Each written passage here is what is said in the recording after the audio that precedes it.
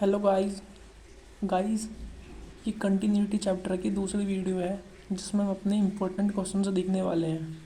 मैंने पहले वीडियो में आपको पूरा बेसिक करा दिया था और उसके साथ मैंने आपको एक क्वेश्चन करा दिया था। अब हम आगे मूव करते हैं।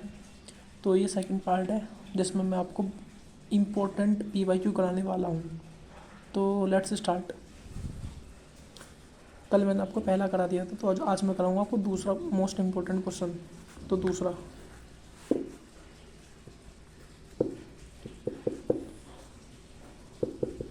Find the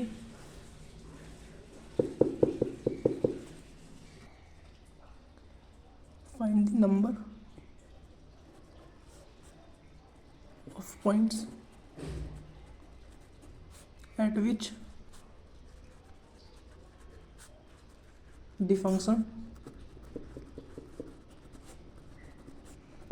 fx is equal to 9 minus x square 9x minus x cube is discontinuous.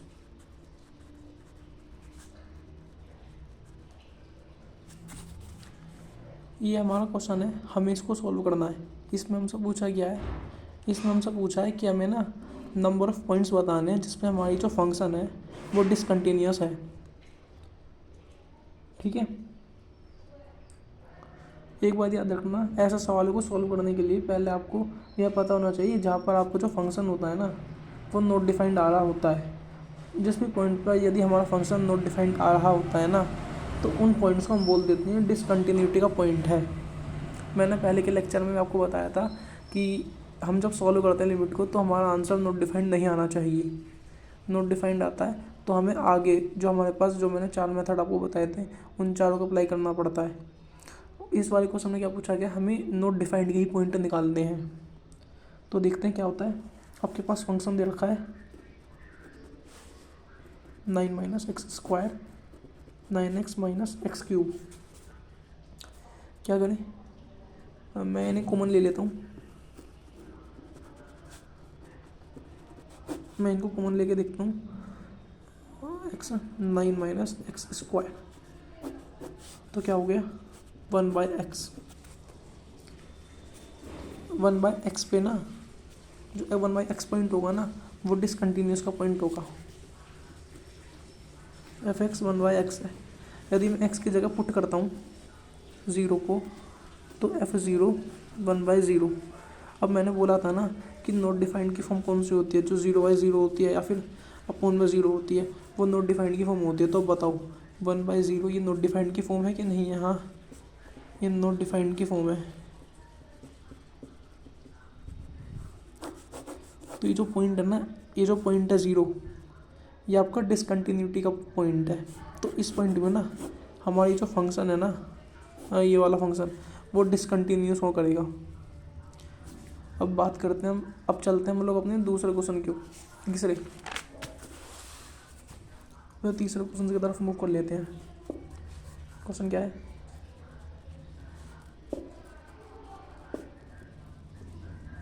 Find the value of k for which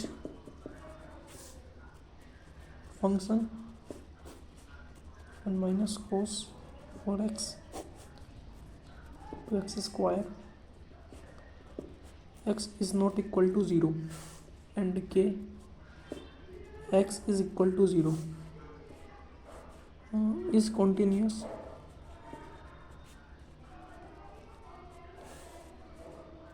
at x is equal to 0। अब ये हमारा नेक्स्ट क्वेश्चन है। इसमें क्या बोला गया है कि हमें ना के की वैल्यू निकालनी है इस फंक्शन की। हमें के की वैल्यू निकालनी है यदि हमारा जो पॉइंट है 0, यदि जो हमारा फंक्शन है वो 0 के इक्वल नहीं है तो हमें ये वाला फंक्शन यूज़ करना है, और अगर हमारा 0 के इक्वल है तो हमें के को यूज़ करना है। और एक बात और दी गई है कि हमारा जो फंक्शन है ना वो कॉन्टीन्यूस है, मतलब नॉट डिफाइंड नहीं शो करता। ये पॉइंट एक्स पे ना, point x is equal to 0 पे ना हमारा फंक्शन कंटिन्यूस है। मतलब इतनी बात तो हमें समझ में आ गई ना यार कि लेफ्ट हैंड लिमिट और राइट हैंड लिमिट इक्वल होगी जब हमारा फंक्शन कंटिन्यूस में दे रखा है। तो बस हमें के की वैल्यू निकालनी है। तो चलो निकालते हैं। पहले हम फाइंड करते हैं लेफ्ट हैंड लिमिट क्या होगी।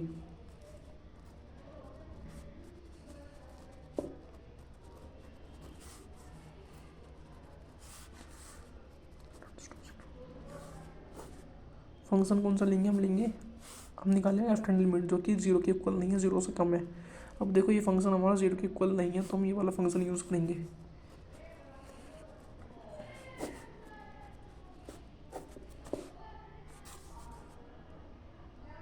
अब ये देखो, अब आप लोग देखो 1 माइनस कोस 4x एक फॉर्मूला होता है, मैं यहाँ लिख देता हूँ। फॉर्मूला होता है 1 माइनस कोस थीटा का 2 साइन स्क्वायर थीटा बाई 2। ये 1 माइनस कोस थीटा का फॉर्मूला होता है 2 sine square theta by 2।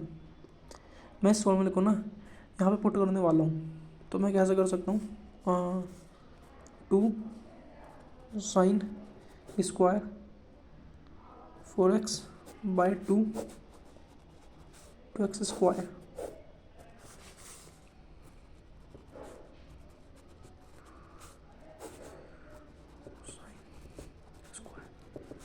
To x square.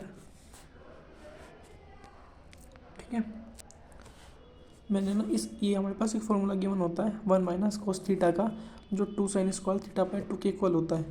मैंने इसकी जगह इस फॉर्मूले को भी पुट कर दिया, तो इस फॉर्मूले को पुट करके मुझे 1 माइनस कोस 4x की value 2 sine square 4x by 2 मिल गई, जिसको मैंने सोल्व करके 2 साइन स्क्वायर 2x कर दिया।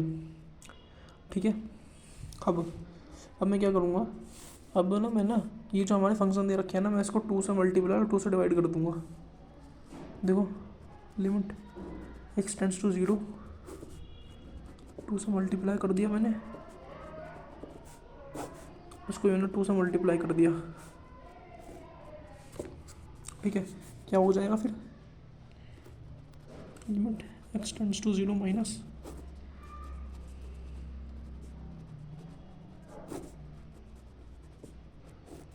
Four x square. अब मैं क्या करूँगा, मैं ना 4 को कॉमन ले लूँगा, limit x tends to 0 negative. पहले मैंने क्या करा था, 4 sine square 2x upon 4x square ना, हाँ मैंने 4 को कॉमन ले लूँगा और 4 को कॉमन ले लूँगा तो साइन स्क्वायर 2x, हाँ ये आपका आ गया 2x स्क्वायर, ये 4 साइन स्क्वायर 2x और ये आ गया आपका 2x स्क्वायर। ठीक है, limit x tends to 0 negative 4 sine 2x upon 2x whole square. अब मुझे एक आइडेंटिटी पता है, मैंने आपको कल लिखवाया था स्टैंडर्ड फार्मूला, उसकी पहली आइडेंटिटी क्या थी, पहली identity sine x upon x is equal to 0, मैंने लिखाया था ना आपको कल, तो मैं इसको पुट कर देता हूँ। Limit x tends to 0 negative 4, अरे सॉरी यार, मैंने यहाँ पे ना 1 आता, मैंने ध्यान नहीं करा, मैंने अब देखा था यहाँ पे 1 आता, 0 नहीं आता 1 आता। तो limit x tends to 0 negative, इसकी वैल्यू आपकी 4 हो जाएगी। ठीक है, अब आपको क्या निकालना, आपको ना वैल्यू निकालनी है की। अब आप निकाल लो, क्या निकालोगे, राइट हैंड लिमिट आप लोग निकाल लोगे। देखो इसको पहले,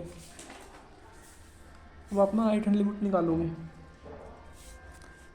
लेकिन राइट हैंड लिमिट आपको नहीं निकालना। क्यों नहीं निकालना, क्योंकि आपको जो फंक्शन है ना, आपको ना वो कंटिन्यूस दे रखा है, तो कहीं ना कहीं right hand limit is equal to left hand limit के इक्वल होगा, तो मतलब राइट हैंड लिमिट भी 4 आ रही होगी आपकी।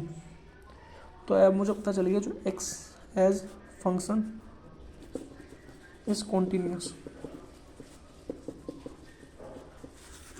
Limit x tends to 0 negative f x is equal to f0 के, तो देन k की वैल्यू आपकी आ जाएगी 4, आपकी k की वैल्यू 4 आ जाएगी।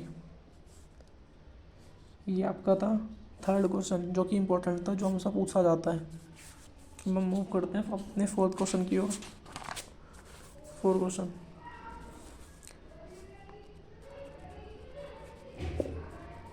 Find the value of k for which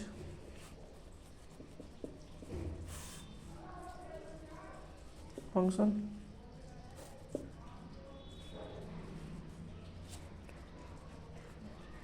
के x minus k x minus 1 x 0 और 2x प्लस 1 एक्स माइनस 1 और ये आपको बोला था इस continuous at x is equal to 0। ये क्वेश्चन भी आपको पिछले क्वेश्चन की तरह है, इसमें भी आपको की वैल्यू निकालनी है और आपको ना ये जो हमारा फंक्शन है ना वो आपको दे रखा है कि हमारा फंक्शन कॉन्टीन्यूस है at x is equal to 0 पे। मतलब हमारी left hand limit right hand limit दोनों ही जो हमारी वैल्यू आएगी ना x इज इक्वल टू 0 पर, उन तीनों की वैल्यू एक आएगी, कांस्टेंट होगी मतलब। और हमें दे रखा है कि हमारी जो पॉइंट है x इज इक्वल टू 0 पे हमारा जो फंक्शन है ना वो कॉन्टीन्यूस है, तो आपको की वैल्यू निकालनी है। तो मैंने पहले आपको क्या बताया था, पहले बताया था कि आप पहले लेफ्ट हैंड लिमिट निकाल लो, आप अपनी लेफ्ट हैंड लिमिट निकाल लोगे, राइट हैंड लिमिट निकालना चाहो निकाल सकते हो, लेकिन निकालने की नीड नहीं है। क्यों?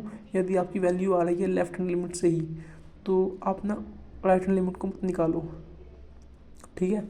आप ना इस फंक्शन में ना इक्वल प्रूफ करवा दो, इक्वल प्रूफ कर दो और उसकी वैल्यू निकाल दो के की। जैसे करके दिखाता हूँ मैं, limit x tends to negative function और जो x के इक्वल है, जो x है ना वो 0 के इक्वल ना हो, हमें ये वाला फंक्शन यूज़ करना। क्यों? क्योंकि ये 0 के इक्वल नहीं है, 0 के ये वाला इक्वल है।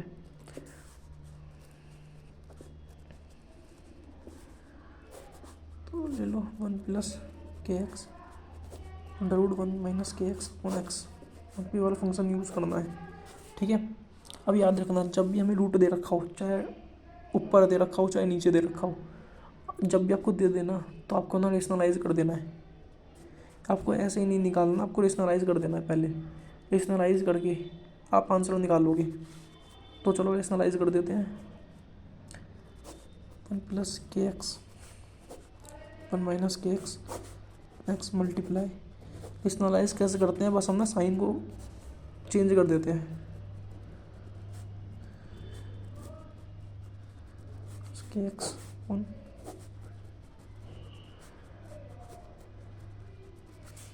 ठीक है। अब आप देखो कि जो फॉर्म है ना ये ए स्क्वायर माइनस बी स्क्वायर की फॉर्म बन रही है। ए स्क्वायर माइनस बी स्क्वायर बोलता क्या है, ये माइनस, देखो मैं दिखाता हूँ, जो फॉर्म है ना आपकी बन रही है ए स्क्वायर माइनस बी स्क्वायर की, ए माइनस बी प्लस बी, देखो ए माइनस बी ए माइनस बी ए प्लस बी ए प्लस बी। तो मैं इसको ये लिख सकता हूँ, ये वाली फॉर्म को मैं बिल्कुल लिख सकता हूँ। तो मैं इसको ये लिख देता हूँ 1 प्लस के x square 1 minus k x square 1 plus के एक्स 1 माइनस के एक्स। अब ये दे रखे ना रूट और स्क्वायर, याद रखना जब भी आपको रूट और स्क्वायर एक साथ दे देना तो आप ना रूट को काट दोगे। क्यों? रूट और स्क्वायर ना एक दूसरे का अपोजिट होते हैं, एक दूसरे को काट देते हैं। तो इसको मैं ये लिख सकता हूँ 1 प्लस के x minus 1 minus k x और नीचे एक्स।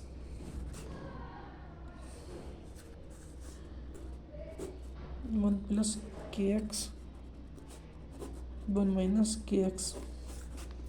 अब इसको सॉल्व कर दो 1 प्लस के एक्स 1 प्लस के x plus 1 minus k x.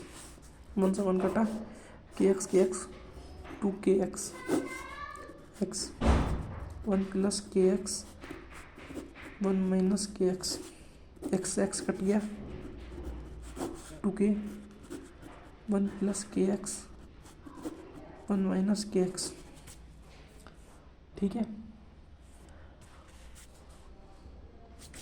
2 के 1 प्लस के एक्स, तो क्या हुआ, limit x tends to 0 negative 2 के 1 प्लस के एक्स 1 माइनस के एक्स। अब ना मैं एक्स की वैल्यू पुट कर देता हूँ, तो 2 के 1 प्लस के 0 1 माइनस के 0 तो 2k 1 + 1, तो 2k/2, 2 से 2 कटा k।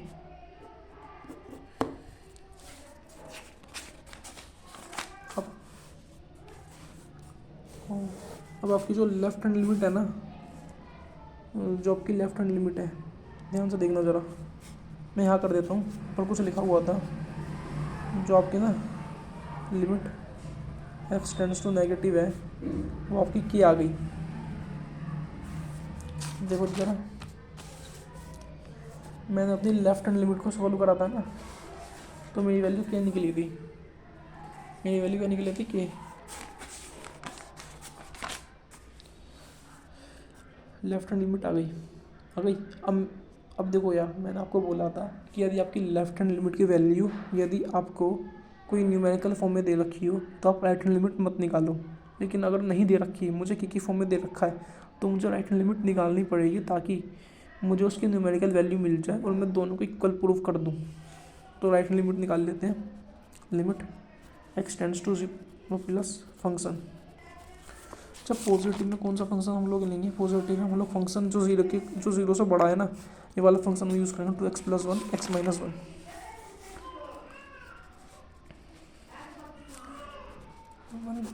x - 1 यही है।